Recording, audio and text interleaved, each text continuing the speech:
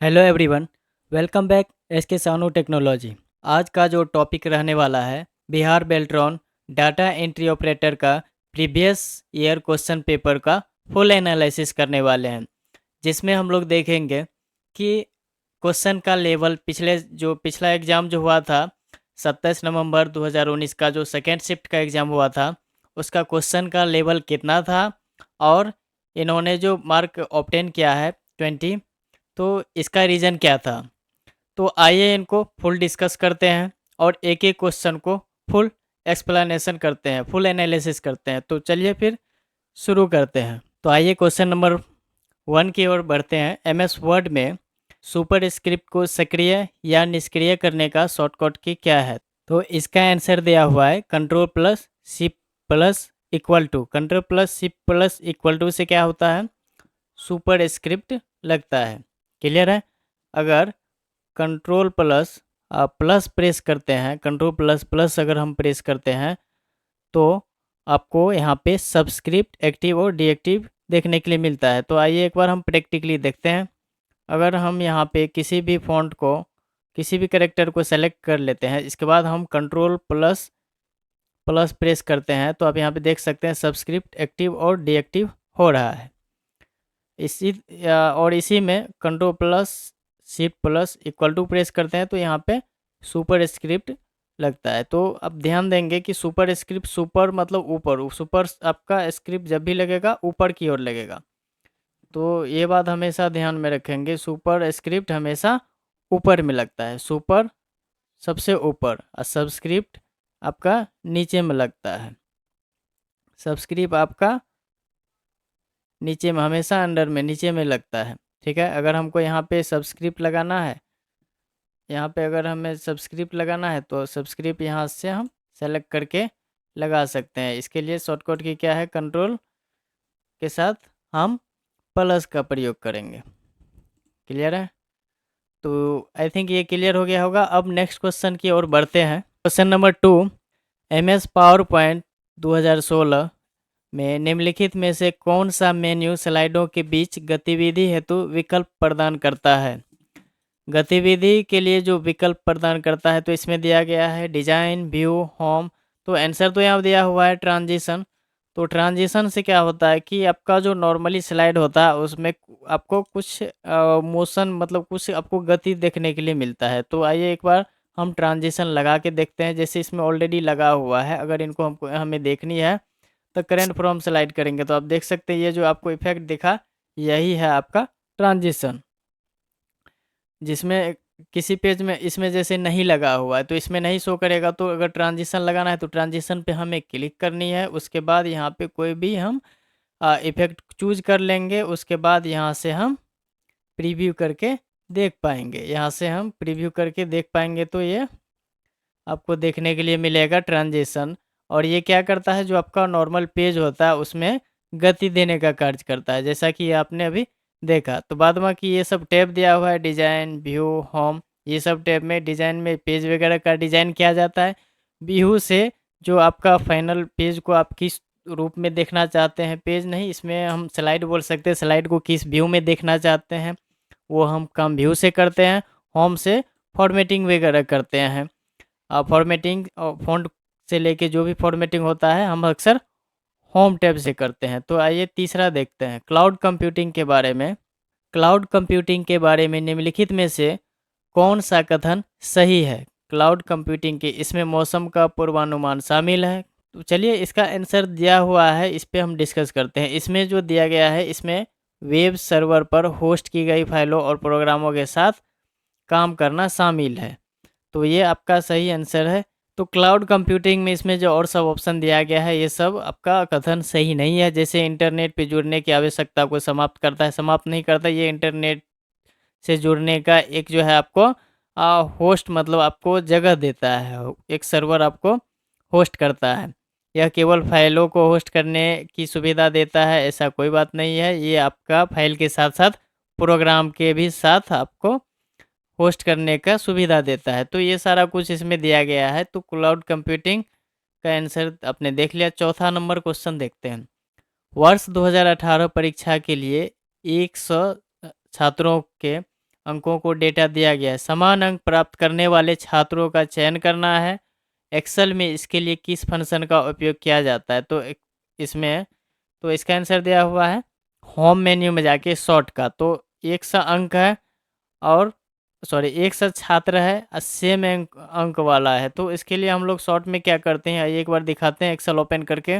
यहाँ पे सबसे पहले हमें कुछ डाटा टाइप कर लेनी है। कुछ डाटा टाइप करने के बाद अब यहाँ पे हमें इस कॉलम को सेलेक्ट कर लेनी है। सेलेक्ट करने के बाद कहाँ जाएंगे, शॉर्ट पे क्लिक करेंगे। उसके बाद यहाँ पे हम फ़िल्टर जो आपको ऑप्शन दिख रहा है, यहाँ पे फ़िल्टर पे क्लिक कर देंगे। फ़िल्टर पे क्लिक करने के बाद सेलेक्ट ऑल यहाँ पे दिया हुआ है, इसको रिमूव कर लेंगे। यहाँ पे मान के चलिए जहाँ पे 100 दिया हुआ था, यहाँ पे 22 है, 33 है, जो भी अंक है उसको यहाँ से जिसको ढूंढना है, 100 हो या 200 हो या जितना भी स्टूडेंट है, बस आप उस मार्क के वाले के लिए 100 मार्क है तो 100 वाला हम यहाँ पे ले लिए एक तरह से 33 मार्क वाला को। 33 मार्क वाला को सेलेक्ट कर लिए हैं और यहाँ से जैसे हम ओके करेंगे, जिसका जिसका 33 मार्क होगा सारा यहाँ पे शो करेगा।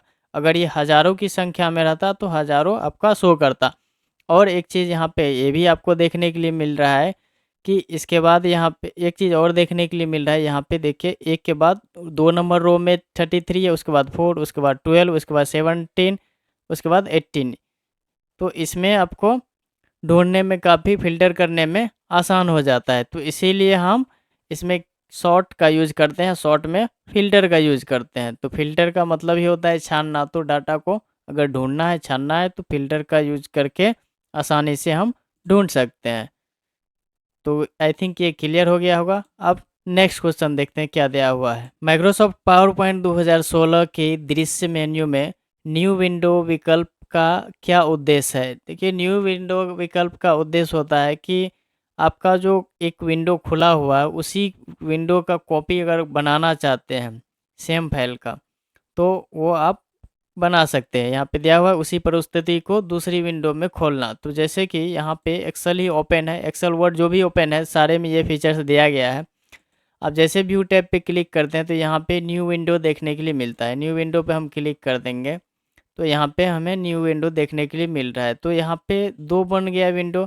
दोनों में हम अगर देखेंगे तो सेम परिस्थिति मतलब सेम चीज़ आपको देखने के लिए मिलेगा। तो न्यू विंडो का अक्सर यूज़ किया जाता है, आपको काम करने में ये काफ़ी आसान बना देता है न्यू विंडो। जैसे आपके पास एक एक डाटा यहाँ पे हम स्क्रॉल कर रहे हैं, यहाँ जो डेटा लिखा हुआ है इसको जैसे हम स्क्रॉल करते हैं तो ये ऊपर की ओर स्क्रॉल हो रही है, ऊपर की ओर डाटा जा रही है। तो इसके अगर हम नीचे करते हैं तो ऊपर वाला डेटा यहाँ पे सिंक हो गई है। आपको डाटा को भी देखना है, लिखना है, तो इसी का हम डुप्लीकेट विंडो एक और न्यू विंडो बना लेंगे और यहाँ से हम टाइप करते जाएंगे और नीचे हम बढ़ते जाएंगे। जो डेटा आपके विंडो में नहीं दिख रही है, आपका लंबा पेज अगर आप लिख रहे हैं 2, 4, 10 पेज है, 20 पेज है, कुछ डेटा को सेम विंडो से ही आपको देख के लिखनी है, तो वहाँ पे ये काफ़ी हेल्पफुल रहता है। तो यहाँ पे विंडो में और भी फीचर्स दिया गया है, जैसे कि व्यू पे क्लिक करते हैं तो विंडो को हम साइड बाय साइड करके जैसे अरेंज भी कर सकते हैं। अगर हम अरेंज ऑल कर देंगे तो यहाँ पे आप देख सकते हैं हॉरिजेंटली करके ओके करते हैं तो ये दोनों विंडो आपस में अरेंज भी हो जाता है। तो इसमें जो लिखा हुआ है आप इसमें स्क्रॉल करके लिख सकते हैं। वैसे हालांकि दोनों सेम ही है, लिखाएगा दोनों में सेम ही मैटर, लेकिन आप पेज को ऊपर नीचे करके देख के आपको लिखने में काफ़ी आसानी होती है, तो इसीलिए हम विंडो का प्रयोग करते हैं। तो नेक्स्ट क्वेश्चन देखते हैं। माइक्रोसॉफ्ट वर्ड 2016 में मेल मर्ज में हम माई लेवल में ग्राफिक या लोगो को कैसे जोड़ सकते हैं?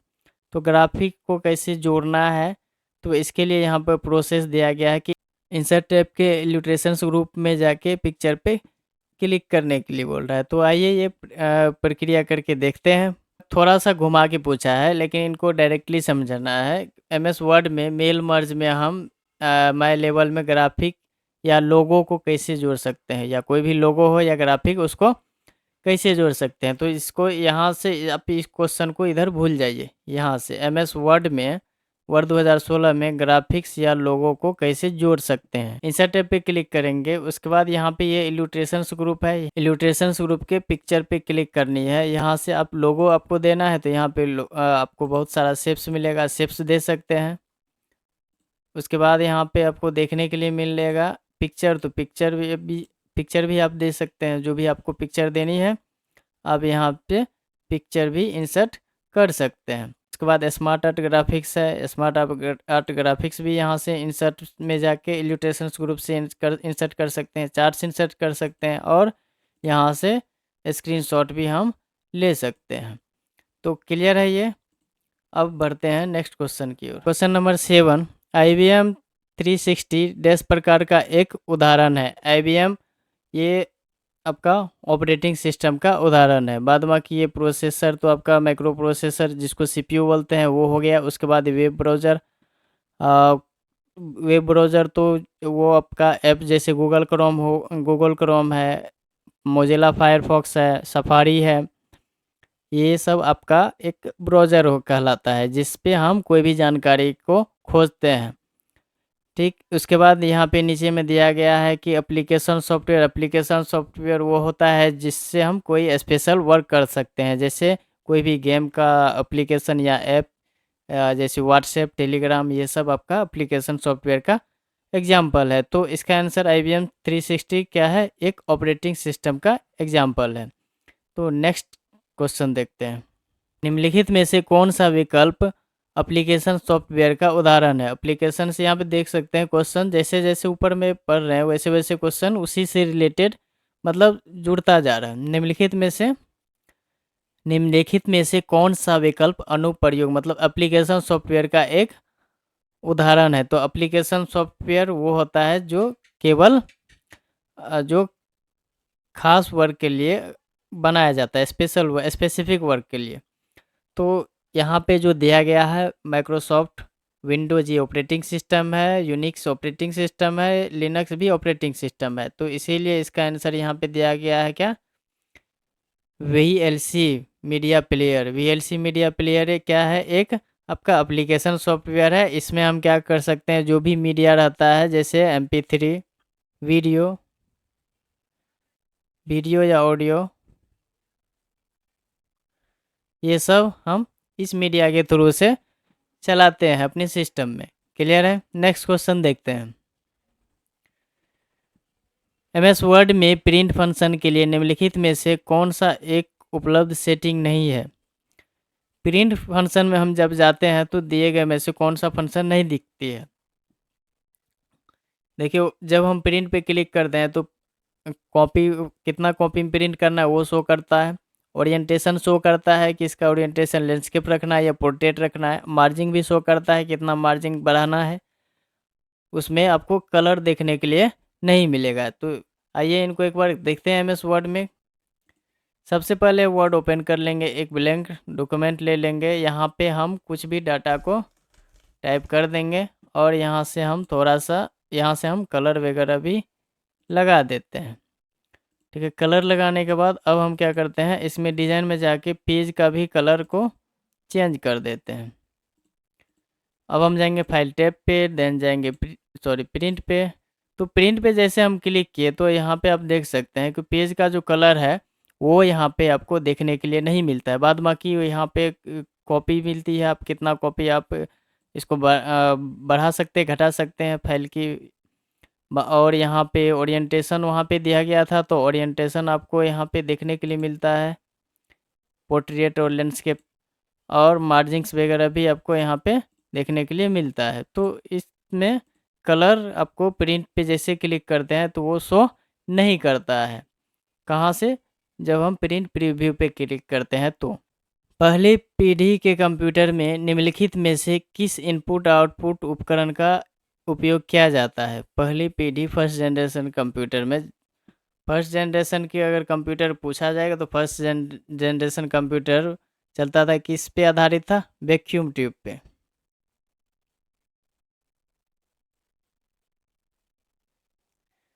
अब है पहला, इसमें जो आंसर दिया गया है पंच कार्ड। पंच कार्ड क्या होता है, जैसे अभी हम लोग डाटा सेव करने के लिए hard disk, SSD, pen drive या इससे पहले DVD, CD या मैग्नेटिक टेप, ये सब डिवाइस आता था जिसमें डाटा सेव रहता था। तो उससे भी पहले डाटा सेव करने के लिए किसका यूज होता था, पंच कार्ड का। पंच कार्ड कैसा दिखता था आपको, वो आयताकार शेप में दिखता था। ये आपका मोटा कागज़ का रहता था या मेटल का रहता था। तो इसमें डाटा कैसे रखा जाता था, इसमें छिद्र रहता था। ये जो हम अभी छिद्र बना रहे हैं, ये जो डॉट डॉट दे रहे हैं, इसको आप छिद्र मानिए। तो ये जो आपको दिख रहा है छिद्र, इसी में डाटा स्टोर रहता था।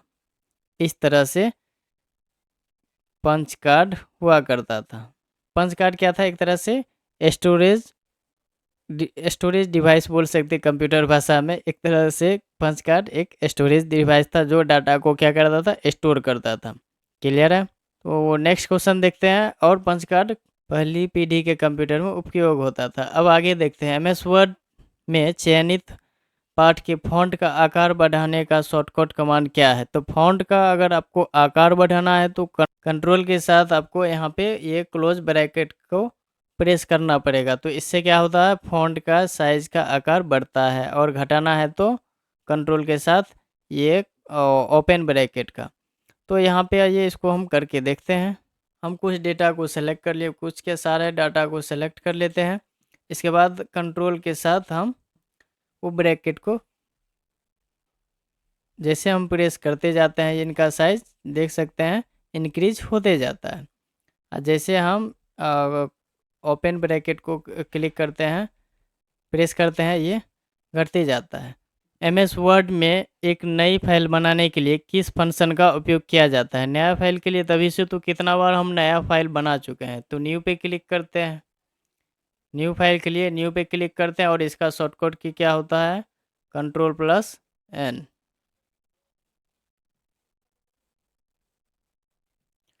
न्यू के लिए Ctrl+N हम प्रेस करते हैं तो न्यू फाइल क्रिएट हो जाता है। जैसे अभी यहाँ पे हमको न्यू फाइल लेना है तो Ctrl+N प्रेस करेंगे, नया फाइल आ गया।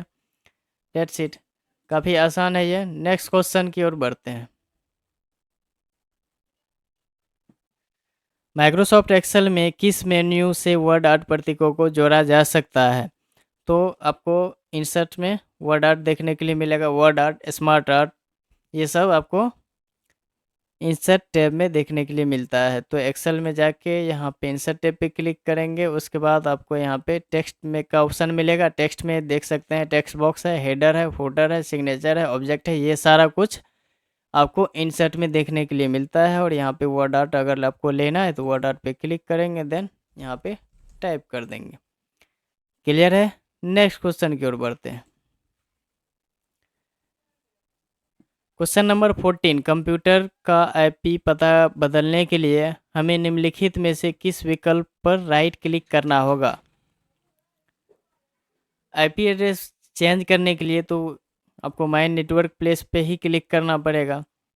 बाद बाकी अगर आपको आईपी एड्रेस चेंज करना है तो आप यहाँ से आप नेटवर्क, जो भी नेटवर्क होगा उसको आप क्लिक करके चेंज कर दीजिएगा। तो जैसे नेटवर्क चेंज होगा आपका आईपी एड्रेस ऑटोमेटिक चेंज हो जाएगा। तो सारे नेटवर्क जो आपका मोबाइल में हॉटस्पॉट होता है उसका भी एक आईपी एड्रेस होता है, सारे का आईपी एड्रेस होता है।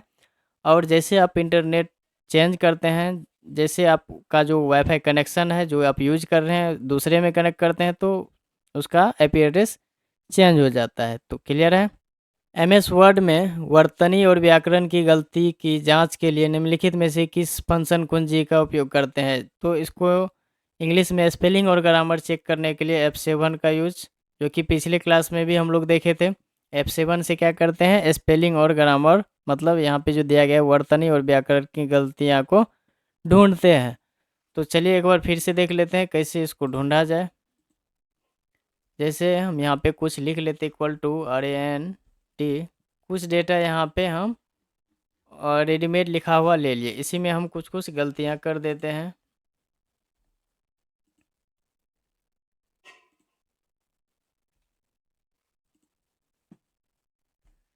तो गलती जैसे किए तो यहाँ पे रेड लाइन का एरर दिख रहा होगा, तो हमें क्या करनी है, F7 प्रेस करनी है। तो F7 जैसे हम प्रेस करते हैं तो स्पेलिंग और ग्रामर ओपन हो जाता है। यहाँ पे आप विंडो देख सकते हैं, स्पेलिंग और ग्रामर का ओपन हो गया। अब इसको आपको चेंज करनी है तो यहाँ पे चेंज कर सकते हैं। जैसे SERCH लिखा हुआ तो यहाँ पे हमें सजेशन मिल रही है कि SERCH SECH आप क्या लिखना चाह रहे थे, तो हम सर्च पे क्लिक करेंगे तो वो ठीक हो जाएगा। जैसे यहाँ पे डॉक्यूमेंट है तो ये गलत है, तो यहाँ पे डॉक्यूमेंट का हिंट मिल रहा है, डॉक्यूमेंट्स, डॉक्यूमेंट या डॉक्सेंट। तो हमको ये डॉक्यूमेंट लिखना है, इस पे जैसे हम क्लिक करेंगे, DOCU नहीं है इसमें, तो ये यहाँ पे डॉक्यूमेंट सही वाला आ जाएगा। इसी तरह यहाँ पे मेड, MAE है, मेक है, तो मेड लिखना है तो यहाँ पे मेड पे क्लिक कर देंगे तो ये सही हो जाएगा। तो इस तरह से हम इसको सारे को सही करते जाएंगे। जैसे सारा चेक कर लेगा, स्पेलिंग और ग्रामर सारी ठीक है, तो यहाँ पे क्या देगा message, spelling and grammar check is completed, ये कंप्लीट हो चुका है। तो नेक्स्ट क्वेश्चन की ओर बढ़ते हैं। क्वेश्चन नंबर 16, निम्नलिखित में से एक स्मार्ट आर्ट ग्राफिक्स नहीं है।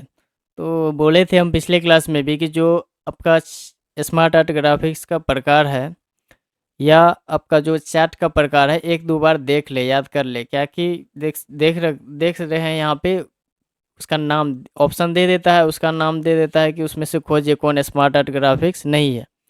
तो पिरामिड, मैट्रिक्स, लिस्ट, ये सब स्मार्ट आर्ट है, ऑब्जेक्ट आपका स्मार्ट आर्ट ग्राफिक्स का प्रकार नहीं है। तो अगर आपको देखनी है स्मार्ट आर्ट ग्राफिक्स तो एक्सेल ओपन कर लेंगे, देन इंसर्ट पे क्लिक करेंगे। जैसे इंसर्ट पे क्लिक करते हैं तो इलस्ट्रेशंस ग्रुप आती है, इस पे क्लिक करेंगे तो आपको यहाँ पे बहुत सारा आपको स्मार्ट आर्ट ग्राफिक्स का प्रकार देखने के लिए मिलता है। तो list, process, cycle, hierarchy, relation, matrix, pyramid, picture और office.com, तो ये सारा कुछ आपको स्मार्ट आर्ट ग्राफिक्स का प्रकार में देखने के लिए मिलता है। ऑब्जेक्ट यहाँ पे नहीं है तो इसीलिए इसका आंसर दिया हुआ है ऑब्जेक्ट। तो एक दो बार इनको देख लेंगे तो आई थिंक एग्जाम में दिक्कत नहीं होगी, 1 मार्क आपका सही हो जाएगा। क्वेश्चन नंबर 17 को देखते हैं, क्या दिया हुआ है। माइक्रोसॉफ्ट एक्सेल में 20 कंपनियां का डेटा है जो कंपनी का नाम और उनके द्वारा उत्पादित इकाइयों की संख्या दिखाता है। कंपनियों को उत्पादित इकाइयों की संख्या के अवरोही क्रम में व्यवस्थित किया गया है। मतलब ये जो पहले से व्यवस्थित किया गया है 20 कंपनी का डाटा, ये डिसेंडिंग ऑर्डर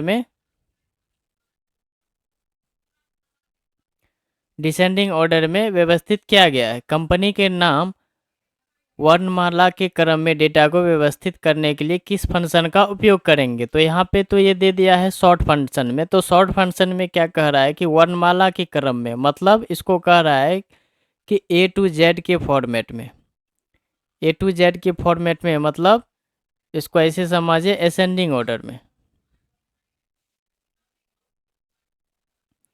असेंडिंग ऑर्डर में इसको अरेंज करना है। तो असेंडिंग और डिसेंडिंग, ये मतलब A to Z, Z to A के फॉर्मेट में दिया गया है। यहाँ पे डिसेंडिंग ऑर्डर मतलब Z to A के फॉर्मेट में दिया गया है। हमें करनी क्या है, A to Z के फॉर्मेट में व्यवस्थित करनी है। 20 कंपनी का नाम दिया गया है। तो यहाँ पे शॉर्ट ये इनका आप ये सही है, लेकिन एक बार हम प्रैक्टिकली दिखाते हैं करके। यहाँ से पे हम कोई भी डेटा ABCD करके कुछ भी हम टाइप कर लेते हैं।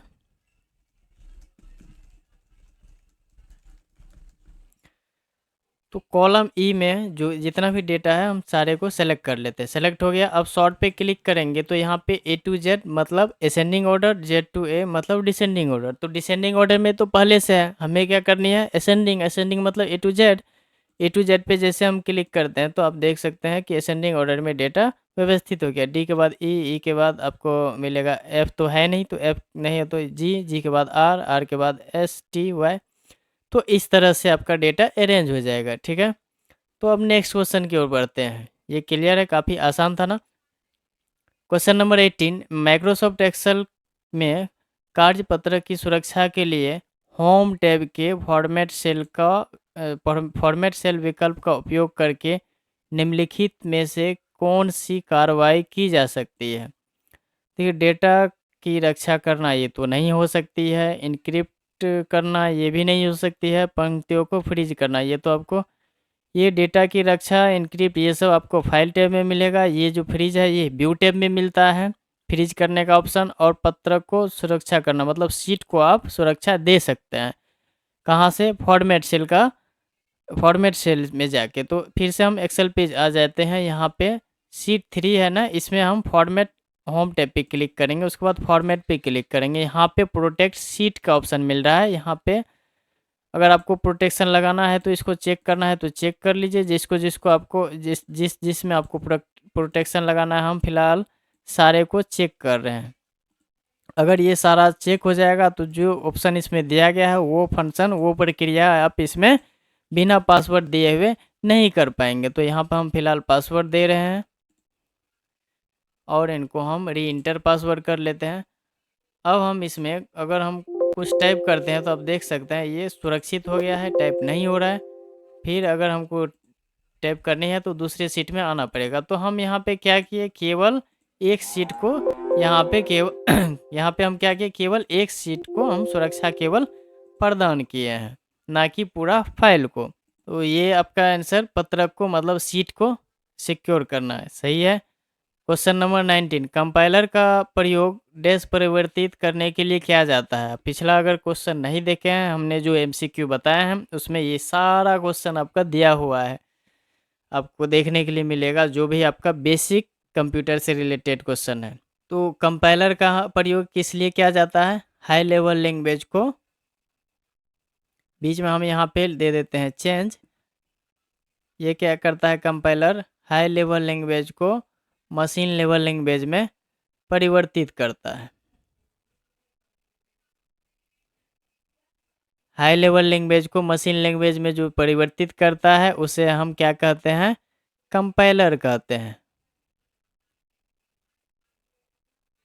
इसके बाद अगर असेंबली लैंग्वेज को मशीन लैंग्वेज में चेंज करना है, असेंबली लैंग्वेज को परिवर्तित करना है मशीन लैंग्वेज में, तो उसके लिए हम लोग क्या यूज करते हैं, असेंबलर का। तो असेंबली लैंग्वेज को अगर मशीन लैंग्वेज में चेंज करना है तो असेंबलर का यूज करते हैं, हाई लेवल लैंग्वेज को मशीन लैंग्वेज में चेंज करना है तो कंपाइलर का यूज करते हैं। तो क्लियर है ये, इसीलिए यहाँ पे इसका आंसर दिया हुआ था उच्च स्तर भाषा कोड को मशीन भाषा में। तो कंपाइलर का प्रयोग होता है उच्च स्तर भाषा को कोड को मशीन भाषा में परिवर्तित करने के लिए किया जाता है, इसी को बोलते हैं हाई लेवल लैंग्वेज को मशीन लैंग्वेज में परिवर्तित। क्वेश्चन नंबर 20, निम्नलिखित में से कौन सा कथन मशीन भाषा के संबंध में सही है। तो कौन सा सही है, तो यह एक उच्च स्तर का भाषा है, गलत है। Machine language low level language होता है, 0 और 1, क्लियर है, ये आपका लो लेवल लैंग्वेज होता है। कंप्यूटर बाइनरी भाषा नहीं समझ सकता है, कंप्यूटर बाइनरी भाषा ही समझता है, जिसको मशीन लैंग्वेज या लो लेवल लैंग्वेज कहते हैं। यह एक निम्न स्तर की भाषा है, ये आपका सही है, low level language, machine language को लो लेवल लैंग्वेज बोलते हैं। तो इसका आंसर आपका ये हो जाएगा, ठीक है। नेक्स्ट क्वेश्चन देखते हैं। निम्नलिखित में से एक प्रकार का इंटरनेट कनेक्शन है जो इंटरनेट से जुड़ने के लिए प्रयोग किया जाता है। तो इंटरनेट से जुड़ने के लिए ये आपका डायल अप होगा, डायल अप का प्रयोग किया जाता है, जो आपको क्या करता है, इंटरनेट से जोड़ने का कार्य किया जाता है। क्वेश्चन नंबर 22, स्थानीय ड्राइव और सर्वर स्थान से बड़ी डेटा फाइल को परस्पर स्थानांतरण के लिए निम्न में से कौन सा समर्पित प्रोटोकॉल है। तो इसके लिए यूज किया जाता है FTP, फाइल ट्रांसफ़र प्रोटोकॉल।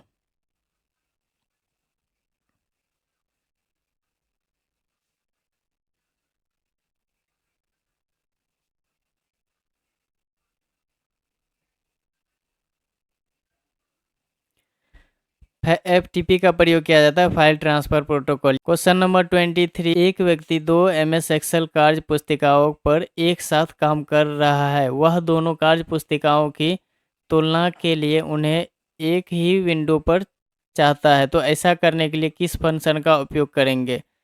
तो ऐसा करने के लिए अभी थोड़ा देर पहले देखे थे, अरेंज ऑल करेंगे तो जो भी आपका विंडो खुला हुआ है एक फाइल का सारा शो करेगा। अभी फ़िलहाल एक्सेल का देखिए एक ही विंडो ओपन है, इसी का हम व्यू में टैब में जाके यहाँ पे न्यू, फिर से व्यू में जाके फिर से न्यू, 3 विंडो क्रिएट कर लिए। अब ये तीनों विंडो यहाँ पे शो कर रहा है, तीनों को हमें एक ही विंडो में एक साथ शो कराना है। तो उसके लिए व्यू टैब पे क्लिक करेंगे, अरेंज ऑल करेंगे और आपको जिसमें दिखाना है, टाइल है, हॉरिजॉन्टल है, वर्टिकल है, तो हम हॉरिजॉन्टल को चेक कर लेते हैं, उसके बाद ओके करते हैं। तो आप देख सकते हैं एक विंडो यहाँ, एक विंडो बीच में, एक विंडो नीचे में। तो टॉप, मिडल और बॉटम तीनों जगह आपका एक ही फाइल का तीनों विंडो शो कर रहा है। अगर और हम विंडो बनाते तो और भी शो करता। तो इस तरह से हम अरेंज ऑल करके एक ही फाइल में या एक ही शीट में सारा विंडो को दिखाते हैं। नेक्स्ट क्वेश्चन 24, बैंकिंग में उद्योग द्वारा दस्तावेजों की मौलिकता की पुष्टि करने के लिए निम्नलिखित में से किस उपकरण का प्रयोग किया जाता है? तो वहाँ पे MICR ये दिया गया है। अगर इसका फुल फॉर्म पूछ सकता है तो इसका फुल फॉर्म होता है MICR का mark in character reader. Mark in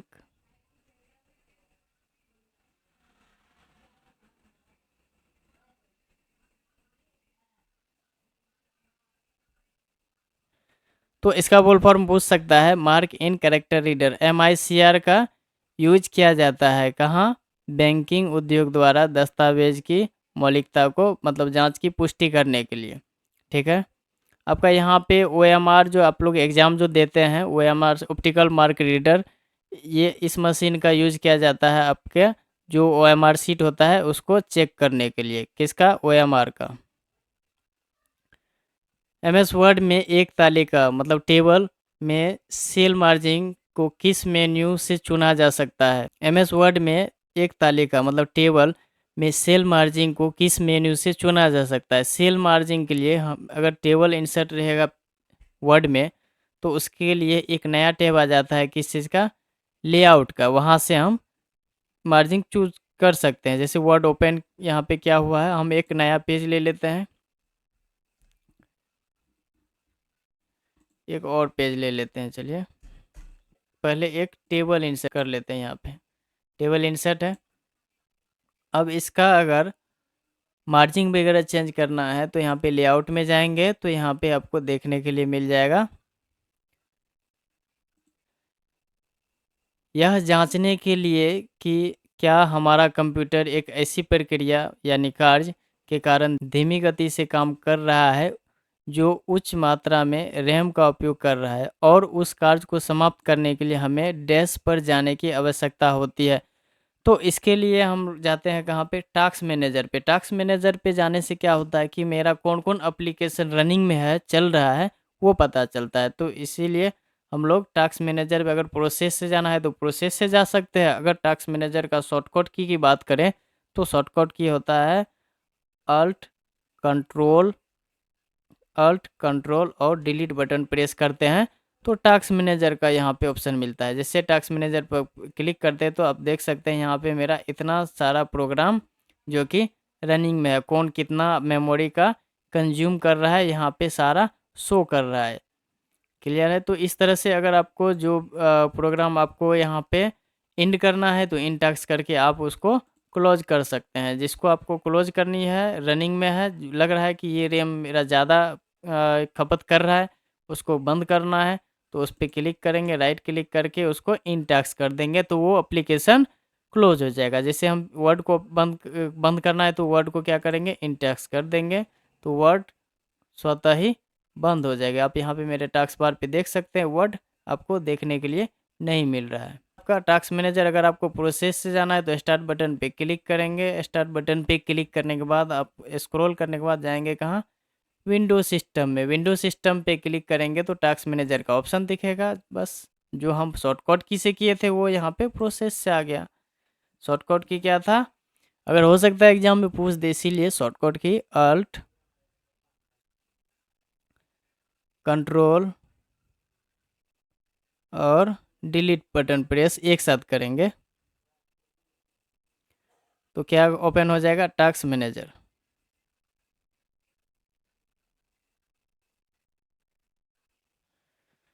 next question देखते हैं।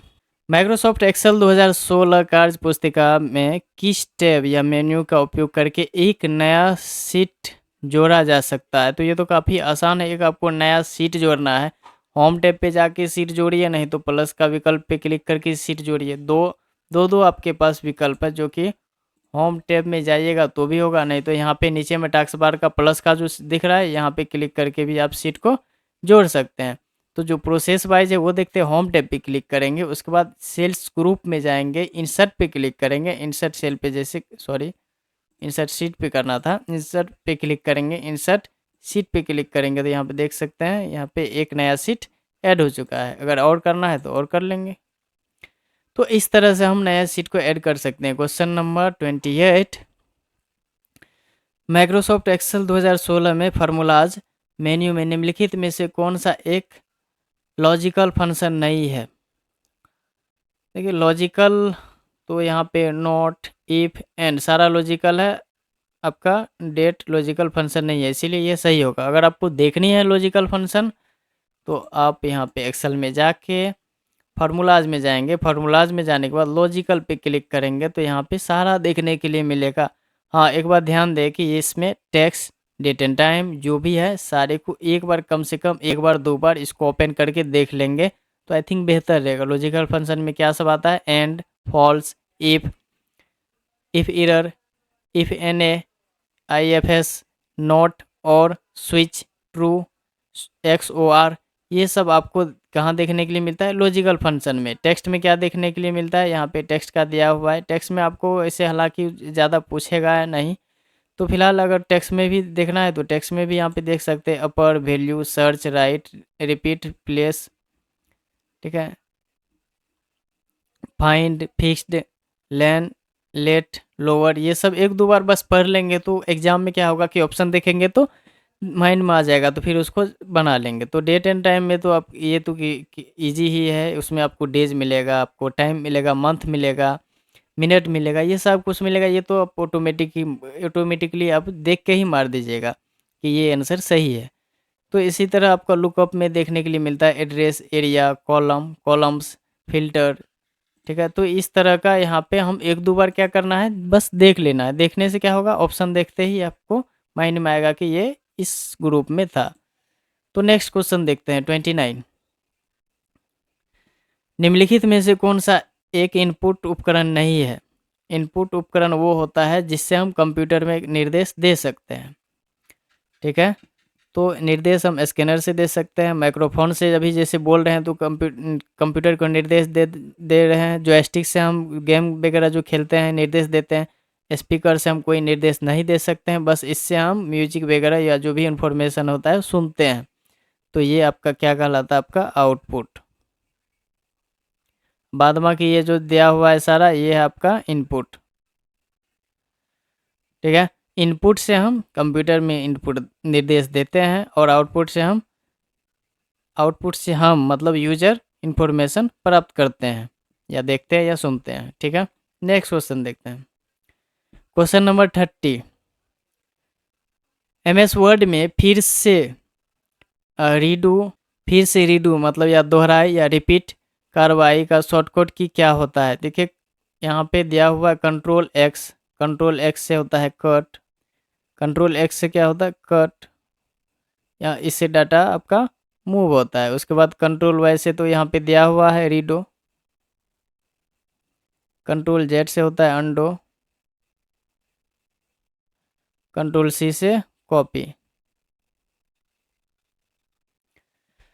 तो ये सारा प्रक्रिया आपका जो शॉर्टकट की दिया हुआ है। देखिए शॉर्टकट की से भी आपका अभी एक ही में तीन शॉर्टकट की पूछ चुका है एक एग्ज़ाम में। अभी ये जो एग्ज़ाम हुआ होगा उसको शॉर्टकट की याद करके गया होगा तो 3-4 मार्क तो शॉर्टकट की से केवल आ गया। तो शॉर्टकट की याद कर लेंगे, अगर याद नहीं हो रहा है तो बार बार प्रैक्टिस करेंगे, तो फिर तो याद ही नहीं करना पड़ेगा। देखते हैं फिर इसको प्रोसेस करके। तो कोई भी डाटा को सबसे पहले हम सेलेक्ट कर लेते हैं, कट करनी है तो यहाँ से कट या कंट्रोल+X बटन प्रेस करेंगे तो डेटा देखिए कट हो गई है, ठीक है। पेस्ट करनी है तो कंट्रोल+V। जैसे ये हम डाटा है मिस्टेक से मान के चलिए डिलीट हो गया, तो डिलीट कर हो गया तो इसके लिए कंट्रोल+Z प्रेस करेंगे तो फिर से वापस आ जाएगा। इसी को बोलते हैं अंडो। अंडो अगर पहले जैसा फिर से करना है तो कंट्रोल+Y करेंगे, जो डिलीट किए पहले जैसा हो गया। तो ये आपका अंडो, रीडो, कॉपी का यूज इससे किया जाता है। तो MS एक्सेल के पृष्ठ लेआउट टैब में निम्नलिखित में से कौन सा वैध पृष्ठ आकार नहीं है। कि पेज का साइज का बात कर रहा है तो ये सारा आपका पेज का साइज है, और लैंडस्केप पेज का साइज नहीं है, ये पेज का ओरिएंटेशन है। ये पेज का लैंडस्केप ओरिएंटेशन है। ओरिएंटेशन 2 प्रकार का होता है, एक यहाँ पे दिया हुआ लैंडस्केप, एक होता है पोर्ट्रेट।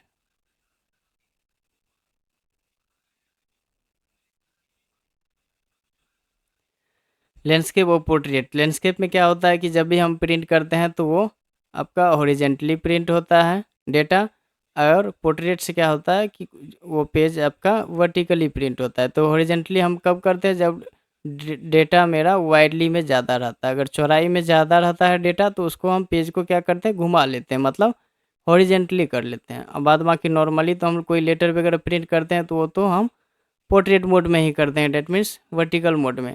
अगर आपको देखनी है प्रैक्टिकली तो आप यहाँ पे आके फाइल टैब पे क्लिक करेंगे।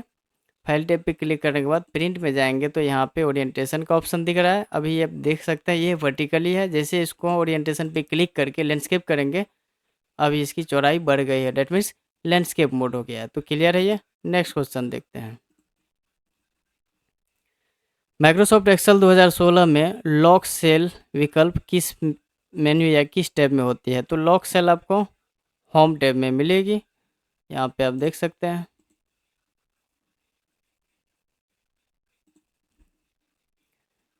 अगर आप लॉक सेल यहाँ पे होम पे क्लिक करेंगे, उसके बाद यहाँ पे सेल्स ग्रुप में जाएंगे, फॉर्मेट का ऑप्शन दिखेगा तो यहाँ पे लॉक सेल देखने के लिए मिलता है। तो यहाँ से आप पहले से प्रोटेक्शन लगा हुआ है, फॉर्मेट में जाएंगे, यहाँ पे लॉक सेल का ऑप्शन मिलता है। तो यहाँ से सेल को हम यहाँ से जो भी सेल को लॉक करना है सेलेक्ट कर लेंगे, यहाँ से लॉक कर लेंगे तो यहाँ आपको लॉक देखने के लिए मिलता है। क्लियर है। नेक्स्ट क्वेश्चन देखते हैं। क्वेश्चन नंबर 33, पंजीयन रजिस्टर निम्नलिखित में से किसका एक भाग है? रजिस्टर आपका, अगर भाग की बात किया जाए तो आपका प्रोसेसर का एक भाग है। रजिस्टर किसका है? एक प्रोसेसर का भाग है। इसको ऐसे समझेंगे, तो रजिस्टर आपका प्रोसेसर में होती है। ये इसका काम क्या होता है, सीपीयू में जो मतलब मेमोरी सेल होता है उसका जो इंस्ट्रक्शन होता है, उसका जो निष्पादन के दौरान, उसका जो निष्पादन होता है उसके दौरान डेटा को ये क्या करता है, स्टोर और मैनिपुलेट करता है। तो अगर रजिस्टर की बात किया जाए तो वो आपको जो डायग्राम होता है उसको इस तरह से आपको देखने के लिए मिलेगा। आपके सिलेबस में भी वैसे ये फिगर बना हुआ है, इसीलिए यहाँ पे ये पूछा हुआ है। जैसे यहाँ पे कंट्रोल यूनिट रहता है, ALU रहता है बीच में, उसके बाद यहाँ पे नीचे में रहता है आपका रजिस्टर।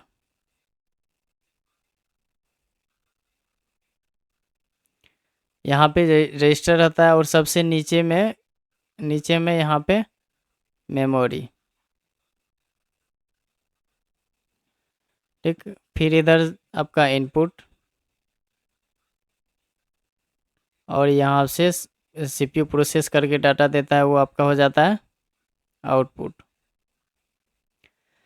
तो रजिस्टर आपने देख लिया कहाँ होता है और ये इसका क्या काम होता है, ये भी समझ में आ गई होगी। अब नेक्स्ट क्वेश्चन देखते हैं। MS एक्सेल में से मिन फंक्शन का प्रयोग का क्या उद्देश्य है? देखिए, डाटा मिन फंक्शन मतलब होता है मिनिमम, दिया गया जो डेटा है उसमें से सबसे न्यूनतम, सबसे छोटी जो डेटा है, छोटी अंक, वो आप मिन फंक्शन से देख सकते हैं। तो देखिए क्वेश्चन पिछले बार ही ये मिन मैक्स पूछ रहा है, तो इस बार थोड़ा सा और डीप जाने का उम्मीद हमको लग रहा है कि थोड़ा सा डीप जाएगा। मान के चलिए ये डाटा है, इस कंट्रोल A कर लेते हैं। इसमें सबसे छोटी डाटा की इकाई फिलहाल तो 1 है। हम यहाँ पे फंक्शन का यूज करने वाले हैं, सॉरी, हम यहाँ पे equal to MIN min function का यूज करने वाले हैं। देन यहाँ से सारे डाटा को सेलेक्ट कर लेते हैं और इंटर प्रेस करते हैं। तो आप देख सकते हैं एक देखे थे ना, यहाँ पे एक शो कर रहा है। अगर आपको मैक्स देखना है तो equal to MAX, then double click करेंगे और ये डेटा को सेलेक्ट कर लेंगे, देन इंटर करेंगे। तो सबसे जो बड़ी डाटा है ये 221 है। तो मिन से सबसे कम वाली और मैक्स से सबसे बड़ी वाली डेटा जो दिया गया आपका है चयनित डाटा, उसको शो कराती है। क्वेश्चन नंबर 35, MS एक्सेल में यदि एक फार्मूला एक कक्ष से दूसरे कक्ष में कॉपी किया जाता है तो सटीक कक्ष में उद्धरण के लिए किस प्रतीक का उपयोग किया जाता है? तो इसका आंसर हो जाएगा आपका डॉलर का सिंबल। क्लियर है। क्वेश्चन नंबर 36, निम्न में से कौन सा एक सही IP पता नहीं है, सही IP एड्रेस नहीं है? तो इसका यहाँ पे दिया हुआ है भी। नॉर्मली अगर आपको देखने के लिए मिलेगा जो अंक आपको सबसे अधिक लगेगा, मान के चलिए 0 से लेके 255 तक सही ऐप का वैलिड आईपी एड्रेस माना जाता है, बाद बाकी वैलिड नहीं माना जाता है। लेकिन ये जो आपको इसमें दिया गया है सारा, ये तीनों तक तो ठीक है, 3 तक तो ठीक है, 0 से लेके 255 के बीच में आ रहा है। लेकिन ये जो आ रहा है आपका 21 से 2189, ये काफ़ी ज़्यादा हो गया ना, तो इसीलिए ये आपका रॉन्ग है। ठीक है, आपका जब भी देखने के लिए मिलेगा आईपी एड्रेस, एक हम आपको ट्रिक बताते हैं, सबसे आसान ट्रिक। जब भी आपको आईपी एड्रेस देखने के लिए मिलेगा, आपको 3 अंक में अक्सर देखने के लिए मिलेगा, हालांकि 4 अंक में भी होता है, जैसे आपका बैंडी लैंग्वेज में 00 करके आपको 4 अंक 5 अंक में भी देखने के लिए मिलता है, 111 इधर करके, इस तरह से आपको आईपी एड्रेस भी देखने के लिए मिल सकता है। तो आपका जो सही आईपी एड्रेस है, यहाँ कन्फ्यूज नहीं करनी है, अक्सर आपका 0 से 255 को टारगेट करना है, और ये जो बीच में जो डॉट डॉट की संख्या है, ये 3, ये दोनों ट्रिक से आप बनाइएगा तो आपका बन जाएगा। ठीक है, और अगर ये इस टाइप से बैंडी लैंग्वेज में रहेगा तो ये कितना भी रहे आपका बैंडी में रहेगा तो ये चलेगा, कोई इशू नहीं है। और ये आपका एग्ज़ाम में अभी तक बैंडी वाला अभी तक तो नहीं पूछा है, जब भी पूछेगा ये 0 से 255 वाला और ये ट्रिक 3 वाला यूज कीजिएगा, ये बन जाएगा। तो क्वेश्चन नंबर 37, मेल मर्ज के संबंध में क्या हम ईमेल संदेश के विषय बॉक्स मतलब सब्जेक्ट बॉक्स में मर्ज फील्ड का उपयोग कर सकते हैं? तो यहाँ पे दिया हुआ है हाँ, ईमेल संदेश के विषय बॉक्स में केवल पाठ टाइप कर सकते हैं। उसके बाद ये आपका तो सही दिया हुआ है, नीचे में क्या है कि नहीं, ईमेल संदेश बॉक्स में केवल पाठ टाइप कर सकते हैं। उसके बाद है हम ईमेल में विषय बॉक्स में लेबल बना सकते हैं। इसके बाद है हम विषय बॉक्स में लिफाफे बना सकते हैं। तो ये सब आपका मेल मर्ज में नहीं है, मेलिंग टैब में ज़रूर है, लेकिन ये सब मेल मर्ज में नहीं है, ये अलग है। हाँ, ये जो है यहाँ पे ये नहीं दिया गया है, इसीलिए ये रॉन्ग हो गया। बाद बाकी यहाँ पे हाँ, हम ईमेल बॉक्स में केवल पाठ टाइप कर सकते हैं। क्वेश्चन नंबर 38 देखते हैं। MS एक्सेल 2016 में किसी स्तंभ का आकार बढ़ाने या घटाने के लिए चरणों का सही क्रम क्या है? स्तंभ का आकार बढ़ाना और घटाना, मतलब यहाँ पे अगर इसको हिंदी में है तो नहीं समझ में आ रहा है, तो स्तंभ का आकार कॉलम विड्थ को बढ़ाने और घटाने की बात कर रहा है। तो कॉलम विड्थ को बढ़ाने के लिए यहाँ पे जो प्रोसेस दिया गया है, सबसे पहले कह रहा है कि जिस स्तंभ को बढ़ाना है उसको कहता है पहले स्तंभ का चयन करें, उसके बाद होम टैब पे क्लिक करें, उसके बाद सेल्स पे जाए, फॉर्मेट पे, सेल साइज, उसके बाद कॉलम विड्थ पे क्लिक करें। तो ये प्रोसेस आपका सही है। अगर आपको ये प्रोसेस देखना है तो आप एक्सेल ओपन कर लेंगे। अगर इसका स्तंभ यानी इसका कॉलम का आपका आकार बढ़ाना है, रो हाइट या कॉलम विड्थ बढ़ाना है, तो फॉर्मेट पे होम टैब पे क्लिक करने के बाद फॉर्मेट पे क्लिक करेंगे, और इसके बाद सेल साइज यहाँ पे दिख रहा है, और कॉलम विड्थ या रो हाइट जो भी है, कॉलम विड्थ पे जाके यहाँ पे 8 की जगह हम कर देते हैं 16, देन ओके कर देते हैं। तो आप देख सकते हैं इसका आकार बढ़ चुका है। तो इसी तरह से यहाँ पे ये प्रोसेस दिया गया है, प्रोसेस देखिए काफ़ी कंफ्यूज करने का प्रयास करेगा, इसीलिए प्रोसेस को जो क्वेश्चन में दिया गया है इसको आप प्रैक्टिकल करेंगे तो आई थिंक बेटर रहेगा। क्वेश्चन नंबर 39, MS एक्सेल में रैप टेक्स्ट मतलब कमांड का क्या उद्देश्य है? तो रैप टेक्स्ट क्या करता है कि अगर आप जो टाइप कर रहे हैं डेटा कॉलम में, आपका अतिरिक्त अगर उसमें डेटा आ जाता है तो उसको ऊपर और नीचे करने के लिए प्रयोग करते हैं। यहाँ पे दिया हुआ अतिरिक्त लंबे पाठ पर कई पंक्तियों समाजित करना चाहते हैं ऊपर नीचे करके, तो पूरा पाठ दिखा सकते हैं। जैसे कि हम एक्सेल में यहाँ पे हम कुछ डेटा टाइप करते हैं यहाँ पे, तो अभी क्या है कि अभी ये पूरा डेटा शो नहीं कर रहा है, इसी को हम रैप टेक्स्ट कर देंगे तो ये ऊपर नीचे करके सारा डेटा यहाँ पे शो हो जाएगा, मतलब रैप हो गया। नेक्स्ट क्वेश्चन देखते हैं। क्वेश्चन 40, एक कंपनी ग्राहकों को 6 अलग अलग तरह की वस्तुओं की पेशकश करती है। बिक्री प्रबंधक अपने पर्यवेक्षक के सामने एक प्रस्तुति के दौरान प्रत्येक वस्तु के लिए एक स्लाइड बनाकर दिखाता है। पर्यवेक्षक तुलना करने के लिए सभी स्लाइडों को एक विंडो में देखना चाहता है, बिक्री प्रबंधक को निम्नलिखित में से किस फंक्शन का उपयोग करते हैं। देखिए ये काफ़ी तोड़ मरोड़ के क्वेश्चन पूछा है। क्वेश्चन को शॉर्ट में ऐसे समझे कि आपका एक पावर पॉइंट में बहुत सारा स्लाइड आपने इंसर्ट करके रखा है, सारे स्लाइड को एक ही विंडो में एक ही बार दिखाना है, तो उसके लिए किस व्यू का प्रयोग करना है, तो उसके लिए स्लाइड सॉर्टर है।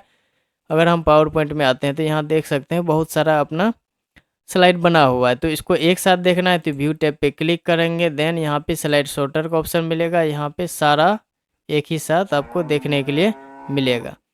तो इसीलिए व्यू में जाके स्लाइड सॉर्टर व्यू भी इसको बोल सकते हैं, स्लाइड सॉर्टर व्यू से हम सारे को एक साथ देख सकते हैं। नेक्स्ट क्वेश्चन देखते हैं। चलिए क्वेश्चन नंबर 41 देखते हैं। MS वर्ड में निम्नलिखित में से कौन सा विकल्प पृष्ठ विराम का भाग नहीं है, मतलब पृष्ठ विराम मतलब पेज ब्रेक का भाग नहीं है।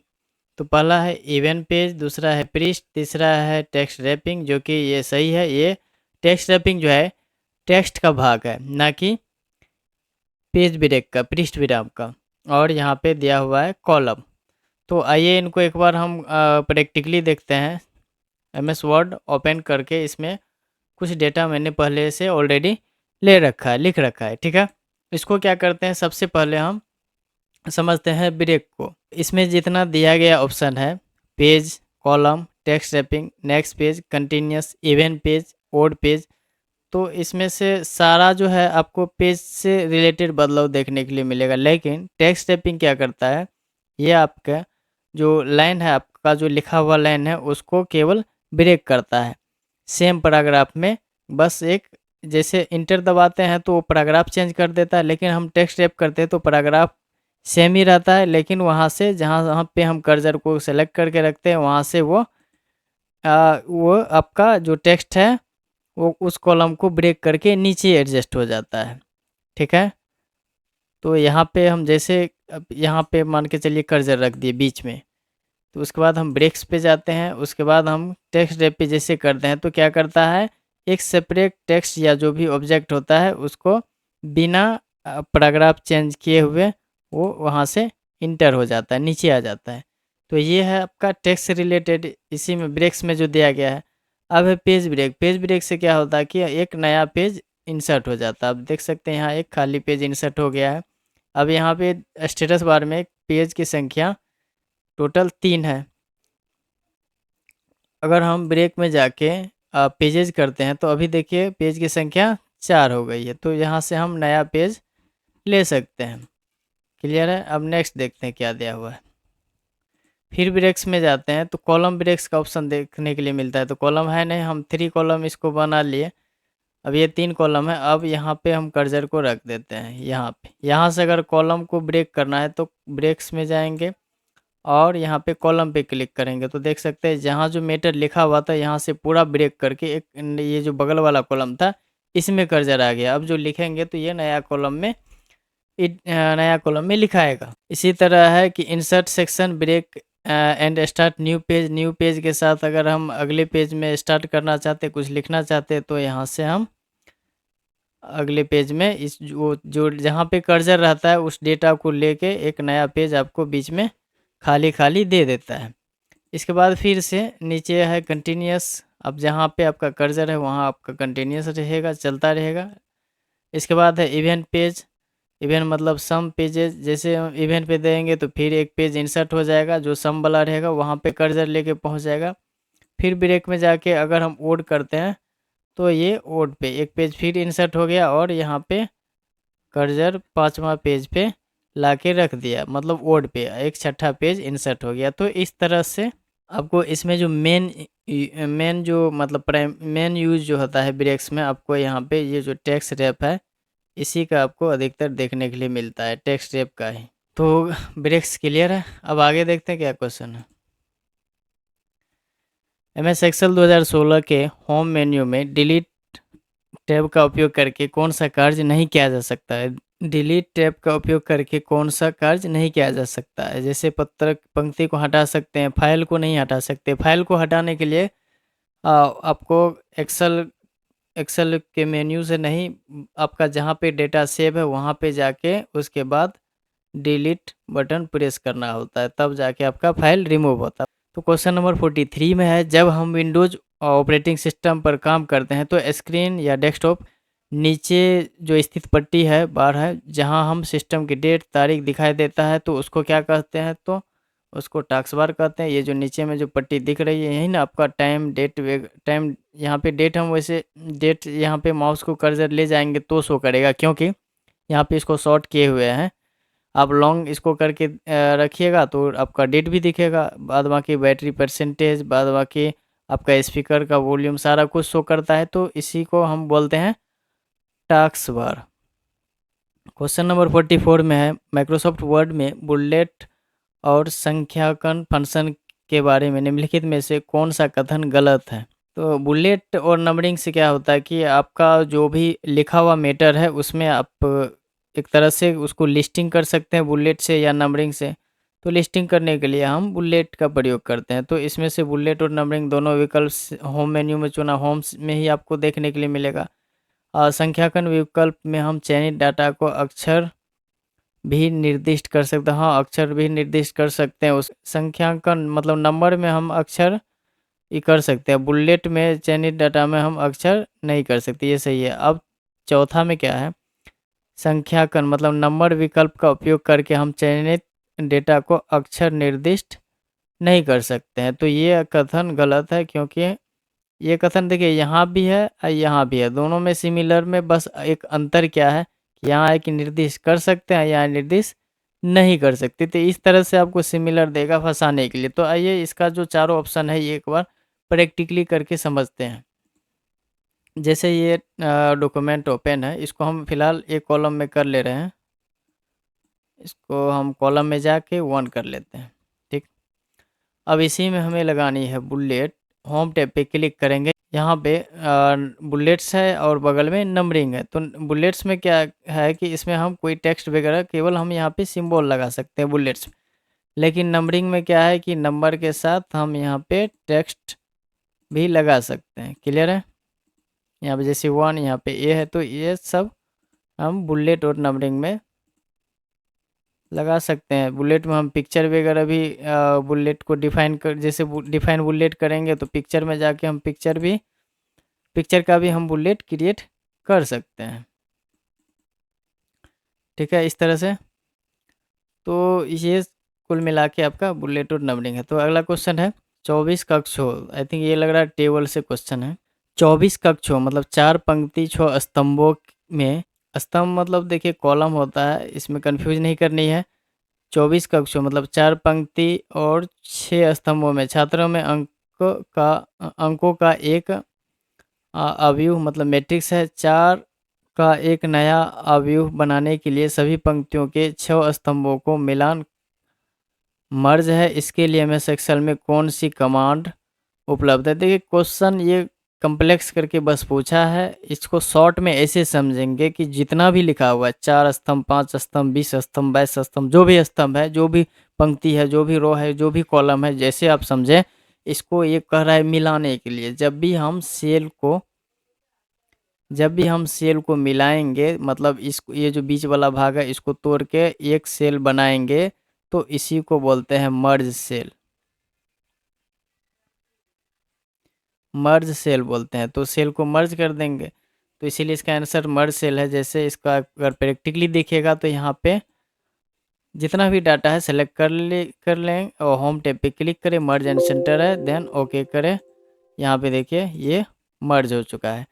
तो इस तरह से आपका आंसर सही है। आई थिंक समझ में भी आ गया होगा। Question number 46, MS power point 2016 में निम्नलिखित में से कौन होम टैब का एक फंक्शन नहीं है?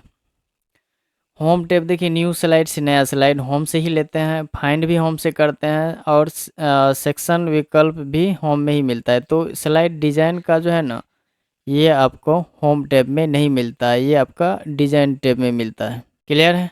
तो प्रैक्टिकली ज़रूर देखें, जो भी आप मतलब तैयारी कर रहे हैं बेल्ट्रॉन का, प्रैक्टिकली देखें, क्योंकि क्वेश्चन में जो है आपका वर्ड एक्सेल पावर पॉइंट में देख रहे हैं कि तभी से जो है आपका 25% क्वेश्चन प्रैक्टिकली ही पूछ रहा है। तो याद करने से ये सब रहने वाला है नहीं। जैसे होम टैब पे क्लिक करते हैं तो यहाँ से आप देख सकते हैं लेआउट है, रीसेट है, सेक्शन है, न्यू स्लाइड है। लेकिन अगर आपको डिज़ाइन क्रिएट करना है स्लाइड का तो यहाँ पे डिज़ाइन में जाना होगा, उसके बाद फॉर्मेट बैकग्राउंड में जाके यहाँ से आप अपना स्लाइड का डिज़ाइन चेंज कर सकते हैं। तो ये आई थिंक क्लियर है। Next question, question number 47, slide sorter दृश्य में निम्नलिखित में से कौन सा कार्य चयनित स्लाइड के साथ नहीं किया जा सकता है। स्लाइड सॉर्टर में दिए गए में से कौन सा कार्य नहीं किया सकता। एक अनुभाग में जोड़ना जोड़ सकते हैं, मतलब एक अनुभाग में सारे जो स्लाइड है सॉर्टर में अभी हम लोग देखे भी थे। एक में जोड़ना, स्वरूप की पृष्ठभूमि में परिवर्तन करना, जो उसका पृष्ठभूमि है उसको मतलब जो उसका व्यू है उसको चेंज भी कर सकते हैं। तालिका को, टेबल को जोड़ना, तो इसका आंसर होगा नई स्लाइड को नहीं जोड़ सकते हैं। क्लियर है। नेक्स्ट क्वेश्चन देखते हैं, कौन सा फाइल सॉर्टर दृश्य में किसी फोल्डर में फाइल के नाम के साथ सभी फाइलों का फाइल आकार जानने में मदद मिलती है। ये आपका ऑपरेटिंग सिस्टम से क्वेश्चन है। जैसे हम स्टार्ट प्लस ई बटन प्रेस करते हैं तो ये फाइल ओपन हो चुका है। यहाँ पे हम क्या करते हैं, अभी ये फाइल का देख सकते हैं यहाँ पे सारा डिटेल्स शो कर रहा है। व्यू में जाते हैं तो अभी किस व्यू में है, डिटेल्स व्यू में, इसीलिए सारा शो करता है। अगर हम इसी को लार्ज कर लेते हैं तो यहाँ पे कोई डिटेल्स नहीं शो कर रहा है। तो डिटेल्स में फाइल का जो साइज है ये शो करता है, और यहाँ पे आपका कब मॉडिफाई वगैरह किए हैं तो ये सारा मतलब फाइल का डिटेल्स किस में शो करता है, डिटेल्स में। क्लियर। नेक्स्ट क्वेश्चन 49 देखते हैं, एक समूह में 5 आइटम है, ठीक है, जिनमें से प्रत्येक समूह के कुल मान के लिए कुछ मान का योगदान करते हैं। प्रत्येक आइटम के योगदान को प्रतिशत में प्रतिशत में दिखाने के लिए किस प्रकार का चार्ट सबसे उपयुक्त होगा। तो क्वेश्चन दिया हुआ है कि प्रत्येक समूह में 5 आइटम है, ठीक, 5 आइटम है जिनमें प्रत्येक समूह में कुल मानों का कुछ मान योगदान करते हैं। तो कुल मानों का कुछ मान उसमें जो है उसको क्या करना है, मतलब योगदान करना है, ठीक। प्रत्येक आइटम योगदान की को मतलब प्रतिशत में दिखाने के लिए किस चार्ट में। तो चलिए हम कुछ नंबर ले लेते हैं, इसके बाद हम अप्लाई करते हैं चार्ट। तो पाई चार्ट से आपको पता चल जाएगा। जैसे यहाँ पे हम कुछ मान को सेलेक्ट कर लेते हैं, देन जाएंगे कहाँ, इंसर्ट में, उसके बाद यहाँ पे पाई चार्ट है, पाई चार्ट पे क्लिक करेंगे। यहाँ पे आपको जो जो मतलब मान है यहाँ पे, जैसे 1 नंबर के लिए ये ब्लू वाला लिया गया, उसके बाद यहाँ पे देख सकते हैं दूसरे कलर के लिए ये 2, ग्रे के लिए 3, और चौथा मतलब ऑरेंज के लिए यहाँ पे 4। तो आपको पाई चार्ट अप्लाई करना है तो इस तरह से आप अप्लाई कर सकते हैं। तो फॉर्मवेयर निम्नलिखित में से किस में संग्रहित है। तो फॉर्मवेयर जो है आपका रोम में संग्रहित होता है। तो आइए फॉर्मवेयर समझते हैं ये क्या होता है। फॉर्मवेयर एक प्रकार का क्या है, आपका सॉफ्टवेयर है। फॉर्मवेयर एक प्रकार का सॉफ्टवेयर है जो क्या करता है, हार्डवेयर डिवाइस को मतलब सही से कार्य कराने में, सही से काम करने में मदद करने के लिए इसको ऐड किया जाता है। हार्डवेयर डिवाइस को ये हेल्प करने के लिए इसको एम्बेड किया जाता है सिस्टम में। देखिए फॉर्मवेयर एक प्रकार का सॉफ्टवेयर है जो क्या करता है, हार्डवेयर डिवाइस को ठीक से काम करने में मदद करने के लिए सिस्टम में एम्बेड किया जाता है। तो वो आपका, तो इसीलिए इसका आंसर हो जाएगा क्या, रोम। कहाँ एम्बेड किया जाता है, रोम में, रीड ओनली मेमोरी, ठीक है। नेक्स्ट क्वेश्चन देखते हैं, माइक्रोसॉफ्ट एक्सेल 2016 में किस फंक्शन द्वारा हम पासवर्ड की सहायता से कार्यपत्रक की नई पंक्तियों और स्तंभों का जोड़ना रोक सकते हैं। तो आइए 51 का हम प्रैक्टिकली देखते हैं। चलिए प्रोटेक्ट शीट पे क्लिक करते हैं, उसके बाद यहाँ से हम सारे को चेक कर लेते हैं। सारे जो भी बॉक्स है इसको हम चेक कर लेते हैं।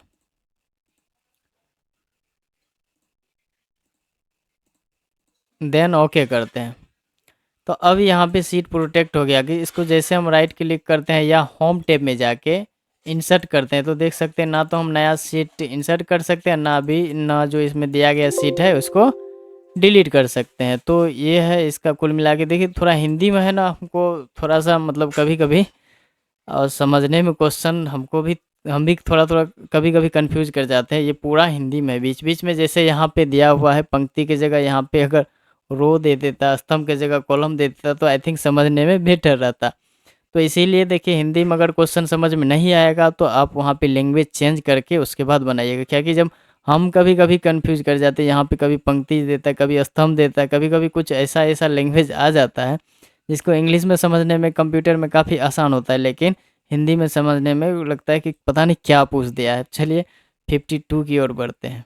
MS वर्ड 2016 में ई पोस्टेज का विकल्प डैश विकल्प में दिया जाता है। तो ई पोस्टेज आज को आपको लेवल में मिलेगा देखने के लिए। मेलिंग में जैसे जाते हैं, आपको मेलिंग टैब पे जैसे क्लिक करते हैं तो आपको यहाँ पे इन्वलप का मिलता है ऑप्शन। इन्वलप में जैसे ओपन होता है तो यहाँ पे आपको डिलीवरी एड्रेस है, उसके बाद रिटर्न एड्रेस है, यहीं पे आपको ई पोस्टेज का यहाँ पे प्रॉपर्टीज देखने के लिए मिलता है।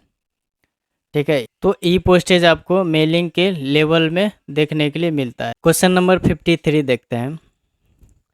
एक प्रबंधक अपनी कंपनी के कुछ डेटा को MS एक्सेल 2016 में कार्य पुस्तिका में दर्ज करता है और अपने अधीनस्थों को कार्य पुस्तिका दिखाना चाहता है, लेकिन चाहता है कि वे उस कार्य पुस्तिका को केवल पढ़ सके, उसमें कोई परिवर्तन न कर सके। तो उन्हें निम्नलिखित में से किस विकल्प का उपयोग करना चाहिए? तो जब भी आप कोई भी डॉक्यूमेंट को फाइनल अगर सेव कर देते हैं, मार्क एज फाइनल करके यहाँ पे दिया हुआ जो है, तो उनको फिर बाद में कोई भी एडिट नहीं कर सकता। जब भी एडिट करके उनको सेव करेगा एक नया फाइल बन जाएगा, न्यू फाइल होकर सेव हो जाएगा, लेकिन आपका जो ओरिजिनल डॉक्यूमेंट है वो आपका एडिट नहीं होगा। तो आइए इस प्रक्रिया को करके देखते हैं। एक्सेल ओपन कर लेते हैं और यहाँ से हम कुछ डेटा टाइप कर लिए, फाइल पे क्लिक करेंगे, उसके बाद हम चल जाएंगे इन्फॉर्मेशन पे, प्रोटेक्ट वर्कबुक पे जाएंगे, उसके बाद मार्केज फाइनल में जाएंगे, देन ओके करेंगे तो ये सेव का ऑप्शन मांगेगा। हम डेस्कटॉप पे जाके इसका नाम दे देते हैं CD दे दिए। अब इनको कर लेते हैं सेव। अब mark as final author mark workbook discussion editing, इस पर हम क्लिक कर दें, यहाँ पे ये शो कर रहा है।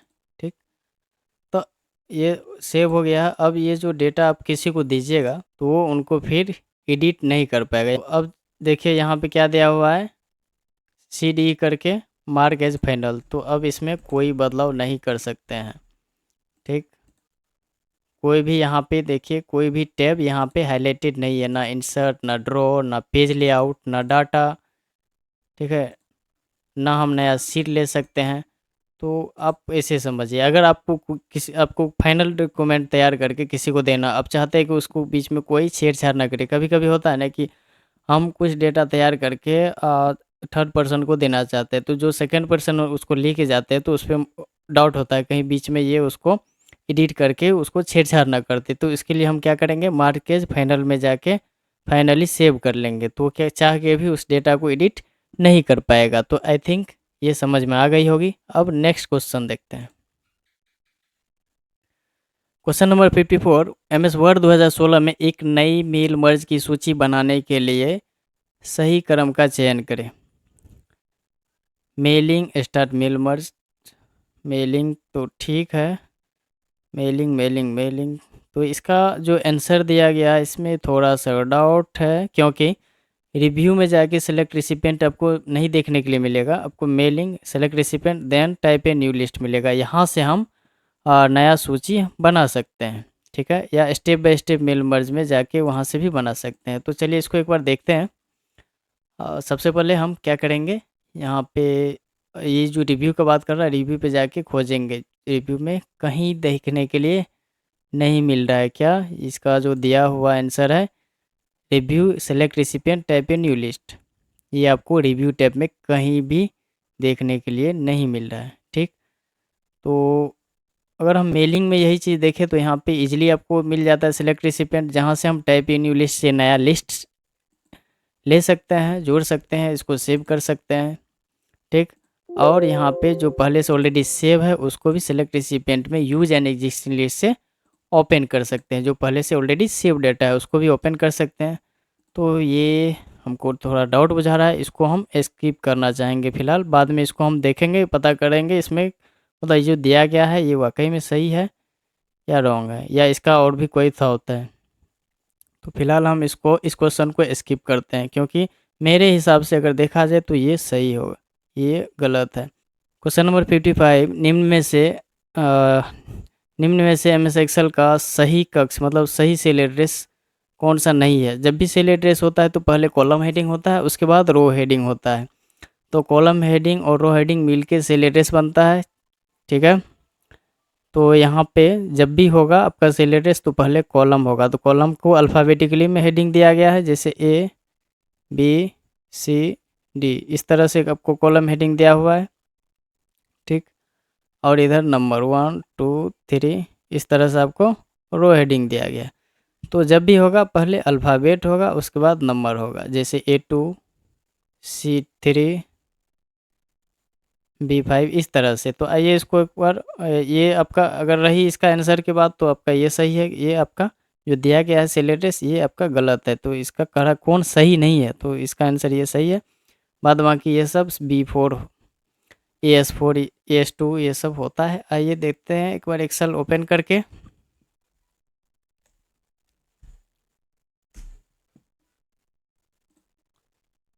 तो अब जहाँ भी सेल पे क्लिक कीजिए, यहाँ नेम बॉक्स में देख सकते हैं E11 D4 9 N9 D13 C7 G11 D21 F7 E12। तो जब भी सेल एड्रेस यहाँ पे दिखा रहा है पहले अल्फ़ाबेट उसके बाद नंबर आ रहा है। तो ये आपका काफ़ी आसान है समझने का तरीका। दिए गए विकल्पों में से कौन सा मेल मर्ज की प्रक्रिया में शामिल दस्तावेजों को दिखा रहा है।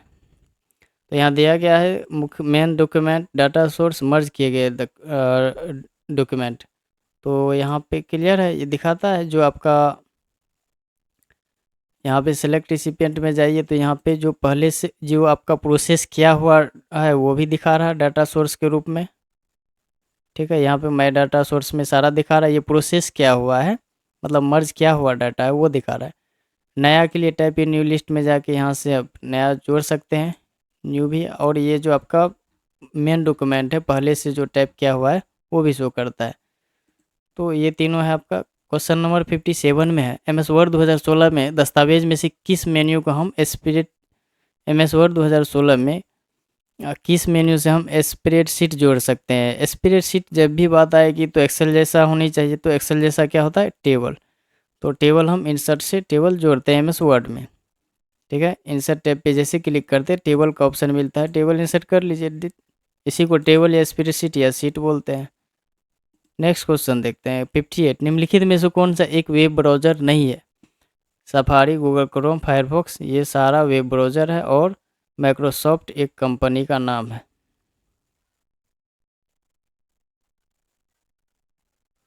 ठीक है। माइक्रोसॉफ्ट एक क्या है, कंपनी का मतलब टीम का नाम है। और इसी का जो एप्लीकेशन है Microsoft office. Clear. Question number 59, Windows में सॉफ्टवेयर की स्थापना निर्देशिकाओं के लिए डिफ़ॉल्ट स्थान डैश है। जब भी हम कोई भी सॉफ्टवेयर अगर इंस्टॉल करते हैं जो उसका पहले से डिफ़ॉल्ट स्थान होता है वो सी ड्राइव का प्रोग्राम्स फाइल होता है। अगर आपको देखना है तो स्टार्ट+E बटन प्रेस कीजिए, आपका फाइल एक्सप्लोरर ओपन हो जाएगा। सी ड्राइव में चले जाइए, जितना भी प्रोग्राम है यहाँ पे प्रोग्राम फाइल बना हुआ है सारा शो करेगा। क्लियर है। Next and last question 60, Microsoft Excel में पाठ का रंग बदलने के लिए निम्न विकल्प में से किसका उपयोग किया जाता है। तो पाठ का रंग मतलब फेस कलर, इसको फेस कलर भी बोलते हैं, फेस कलर या फॉन्ट कलर। तो इसके लिए हम क्या करते हैं, फॉन्ट कलर में जाते हैं, होम टैब पे क्लिक करेंगे, फॉन्ट कलर में जाके कलर चेंज कर देंगे। किसका था, MS एक्सेल का। क्लियर है, जो भी लिखना है आप लिखिए। बस यहाँ से होम टैब में फॉन्ट कलर पे क्लिक कर दीजिए, हो गया फॉन्ट कलर चेंज। जितना को करना है उतना को आप सेलेक्ट कर लीजिए, सारा चेंज हो जाएगा। तो ये था आपका 60 क्वेश्चन। ये जो आपका दूसरा शिफ्ट का आपका क्वेश्चन था, पहला वाला शिफ्ट से थोड़ा सा मतलब उसको 19 कहा जाए तो इसको 20, थोड़ा सा टफ था, ज़्यादा नहीं, हल्का सा। तो इसमें ये है कि आप प्रैक्टिकली मेहनत करना पड़ेगा। अभी जितना समय है आप उसको प्रैक्टिकली फोकस कीजिए। प्रैक्टिकली करने से क्या होगा कि क्वेश्चन कितना भी तोड़ मरोड़ के पूछेगा, आपको आंसर देने में काफ़ी आसान रहेगा। अगर आप यहाँ तक वीडियो में बने हुए तो प्लीज़ लाइक शेयर और सब्सक्राइब कर दे। मिलते हैं अब इसका जो अगला एग्ज़ाम का अगला क्वेश्चन है उसको लेके नेक्स्ट क्लास में। तो आज के लिए बस इतना ही। Thank you.